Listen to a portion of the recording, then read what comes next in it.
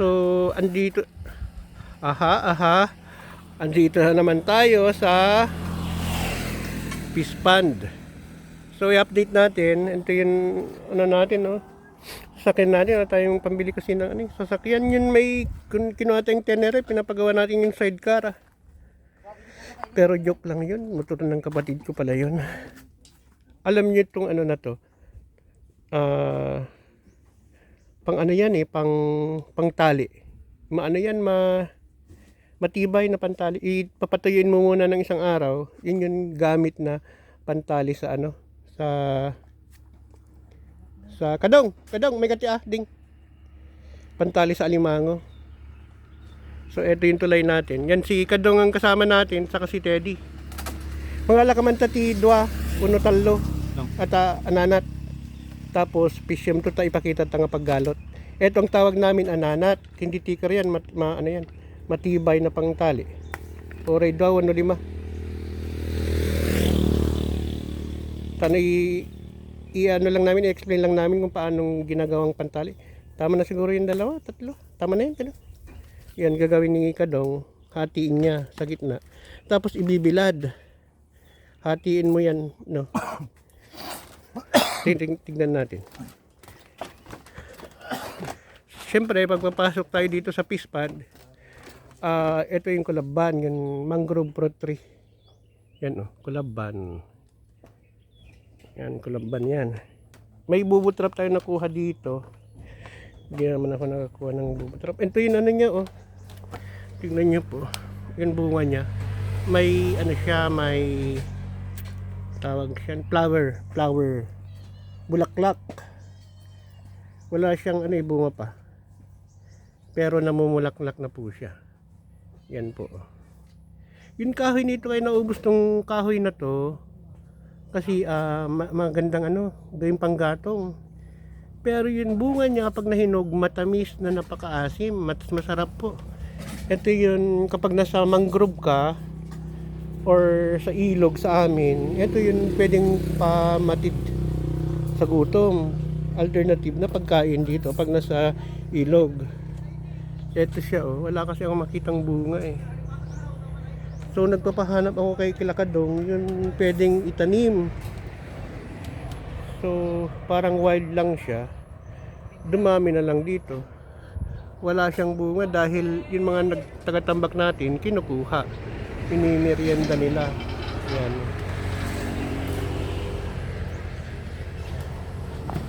So eto. Teddy. May mawan ka ding. Ito yung tambak ko, ang taas. Ang taas na. So yan. Titignan natin kung paano tayo akyat. Mahihirapan tayong umakyat dito.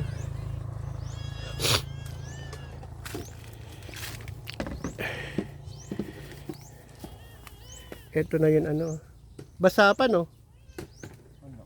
Hindi pa pwedeng ano, makyat dito. So hanggang doon na palibutan. 10 weeks nilang ginawa. Pati yun bahay. So eto po. Nakalibre yun kapitbahay natin na fish pond. Kasi 2 weeks nila atang ginawa to eh. Hanggang doon 15 katao, 500 isa. Yun yung gastos. So, wag kang manginayang dun sa nagastos kasi parang tulong sa mga mananambak dahil mga nagpapaaral. Mahirap kasi hanap buhay sa amin dahil palaging umuulan sa dagat, wala masyadong huli. Ang panggagapas naman ng palay ngayon, reaper na. So nabawasan ng hanap buhay yung mga tao. So eto. So eto i-demonstrate lang ni ni Kadong paano to hatin. Ada gibunong mo Kadong? Fisherman atoy.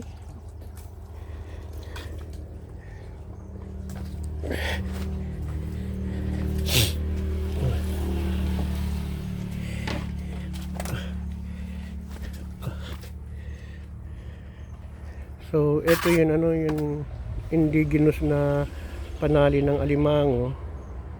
Yun. Hahatiin mo lang sa gitna, alternate sa straw na pang panali sa ano sa mga huling alimango. So yun, kung kukunin ka doon kasi yung ginamit mas matalim ko sa kutsilyo. Hindi demonstrate lang namin kung paano. So ang tawag namin dyan ananat, matibay po yan. Yan. Tapos ibibilad. Yan, okay na yan. So ibibilag mo na ganyan, yun maghapon, pwede na. Yan na yung panali mo ng alimango bukas. Matibay yan. So yun yung ginagamit dati nung wala pang straw. So mangunguha ka para yung pantali mo bukas, ganun. So ito yung pinatambakan natin ng 10 weeks. Ito. Yan, umuulan kay Bagyong Jenny, umuulan araw dito sila. Natapos din 10 weeks. So medyo malaki na ito. So okay lang kasi nakatulong ka sa mga manggagawa dahil wala naman masyadong pwedeng pagkakitaan dito. So eto, hindi tayo makapunta doon sa taas kasi ano pa, hindi pa masyadong tuyo doon. So natabunan ng konti dito yung kalamansi natin. Hindi ko alam kung kumusta na sila, hindi tayo makapunta doon So yan, napalibutan natin ng panibago na ganyan, pwede nang mag-alaga ng kahit ano, ng bangos, sugpo, alimango, tilapia, banami. So hopefully hindi na po mababagyo or malalayos.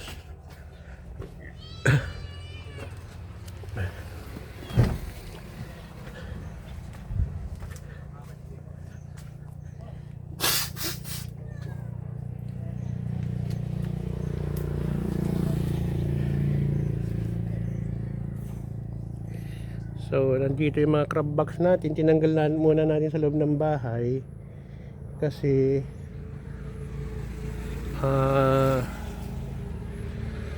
malalim na sa loob ng bahay, yung roof halos abot na dahil nga nagtambak sila. Pinatambakan natin. Dito yung mga nyug natin ng pantanim.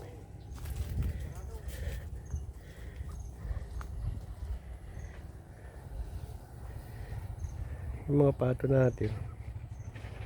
Tira magmangan ko pa iti pansit. Kain muna tayo ng pansit, mag-merienda. Tapos tayo, kukunin natin yung mga crab box, mga crab sa fattening box. So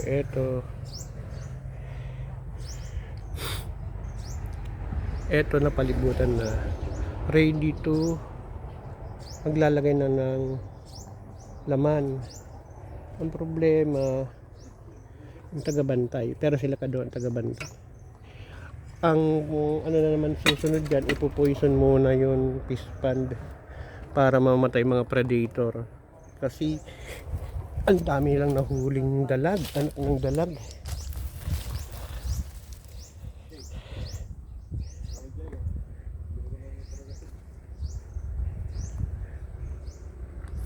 So nandyan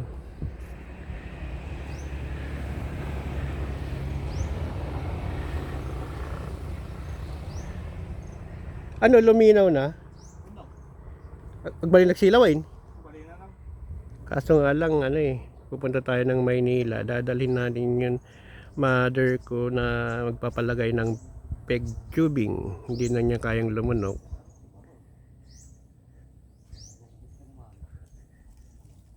So andoon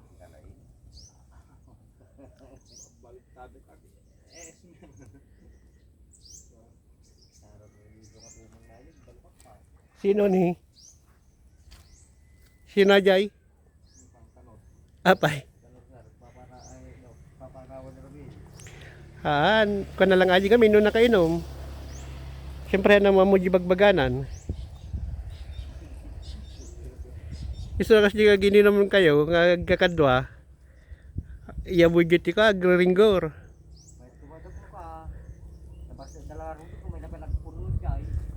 Nyat yung bagana?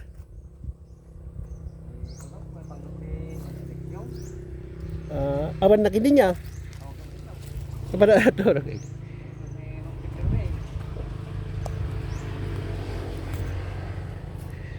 So, yun. So, hanggang dito na lang po update natin kung ano yung lalagay natin na fry.